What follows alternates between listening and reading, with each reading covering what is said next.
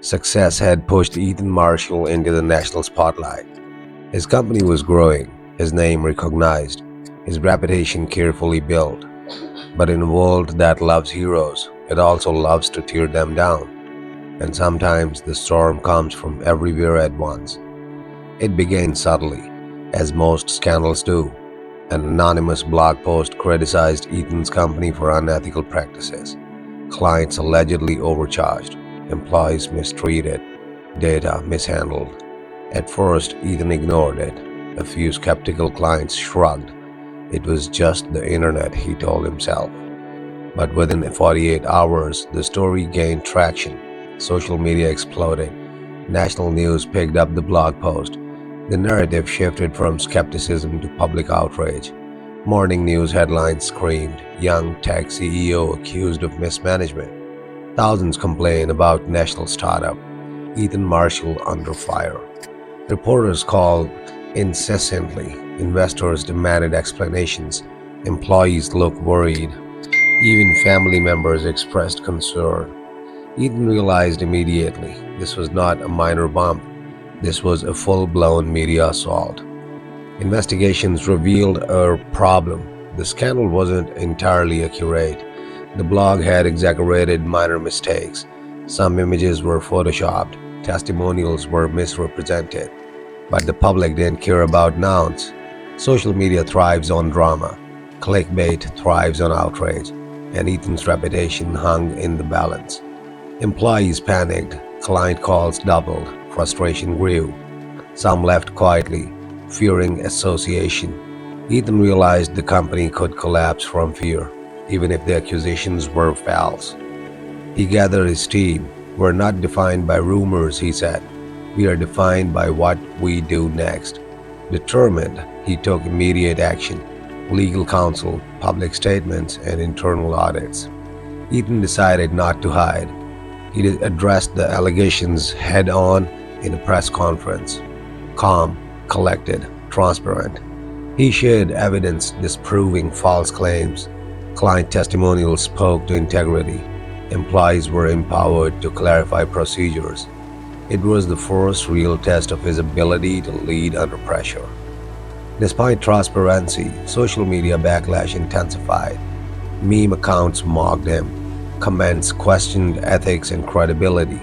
Influencers shared the story without fact-checking. Ethan watched his digital presence crumble momentarily. The storm was merciless, and for the first time, he felt the fragility of fame. The scandal affected Ethan personally. Sleep eluded him. Meals were skipped. He missed calls from his mother. The city skyline, once inspiring, now felt oppressive. He questioned every decision. Had he expanded too fast? Had he trusted the wrong people again? Could he survive this public trial unscathed? But deep down, he knew quitting was not an option. Every challenge had led him here. He would face this storm like every other. Ethan and his legal team uncovered the origin of the false accusations. It traced back to a competitor attempting to undermine his growing influence. He carefully released a counter-narrative, verified testimonials, corrected misinformation, transparent operational procedures. Public relations campaigns highlighted company successes, not just defenses. Slowly, the narrative shifted. Within weeks, the tide turned. Social media posts praising Ethan's transparency appeared. Clients publicly reaffirmed trust. National news outlets retracted sensational claims. Ethan realized something crucial. Control of the narrative is as important as control of the company. The scandal left scars. Ethan's faith in people, media, and social platforms had been tested, but it also strengthened his leadership. Never underestimate the power of misinformation. Transparency and integrity can withstand pressure. Calm, decisive action can turn crisis into opportunity. The experience became a blueprint for navigating future challenges.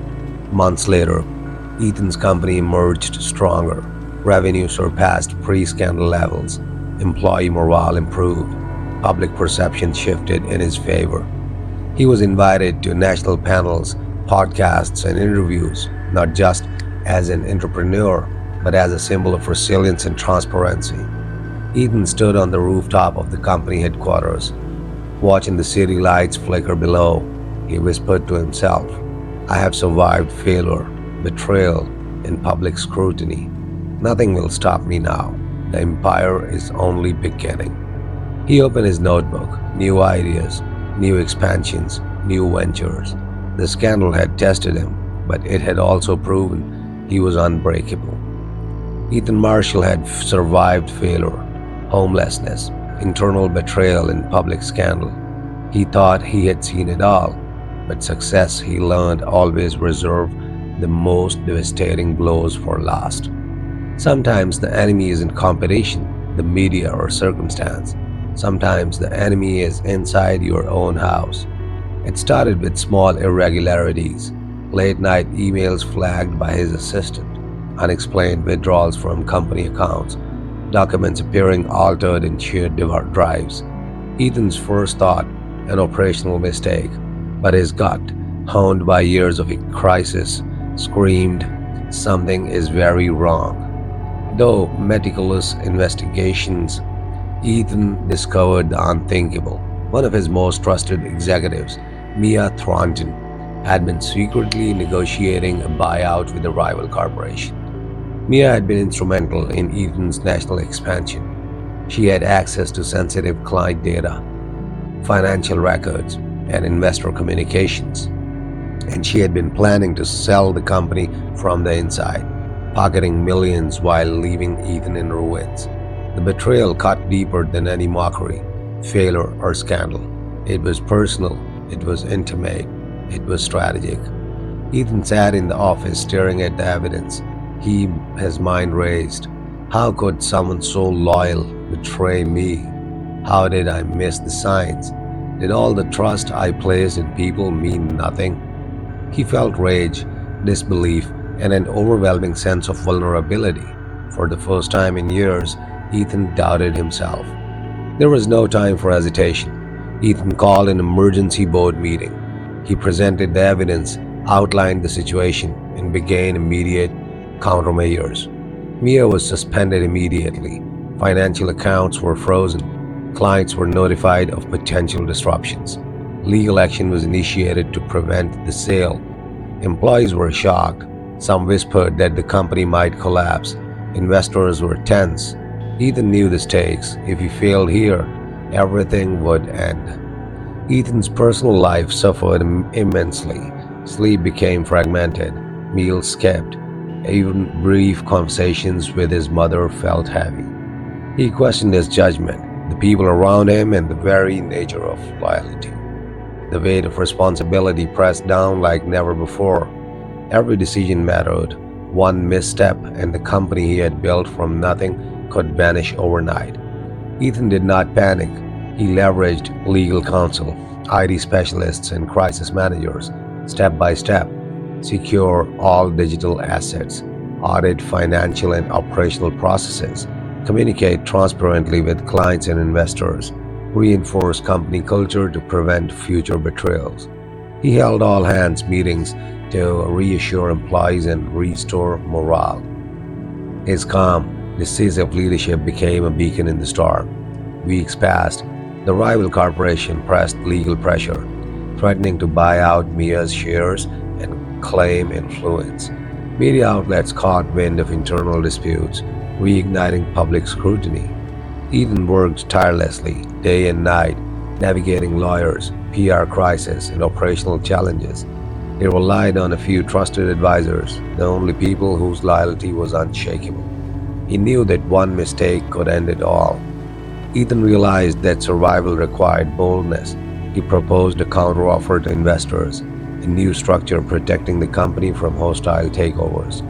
He presented a plan that would maintain company independence, protect employee interests, ensure clients' projects were uninterrupted, secure the company's long-term vision.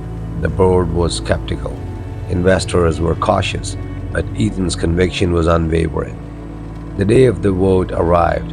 Media gathered outside headquarters. Investors debated heatedly. Employees whispered nervously. Ethan stood before the boardroom, calm yet determined. Every argument, every presentation, every answer had been rehearsed for weeks. The fate of the company rested on this moment. Minutes felt like hours, votes were tallied, the room held its collective breath. Against all odds, Ethan's plan passed. The company remained independent. The threat from the rival corporation was neutralized. Mia was held accountable legally and financially. Relief washed over Ethan. Exhaustion flowed immediately. He realized the battle had taken more from him than any previous challenge. Ethan walked the office floors late at night, empty hallways echoing softly. He thought about the weight of leadership, the fragility of trust, the resilience required to survive high stakes betrayal. He realized that every challenge, every failure, and every victory had shaped him. The boy who once dreamed in a small town had emerged hardened, wiser, and more determined than ever. Looking out over the city skyline, Ethan whispered to himself, I survived public scandal. I survived internal betrayal. I survived my own fears. Nothing will stop me now. The company will grow. My vision will thrive. And I will lead with integrity, even when the world tests me to the limit. He opened his notebook, new projects, new ideas, new expansions. The fire that had driven him from a small town dreamer to a national entrepreneur was far from extinguished.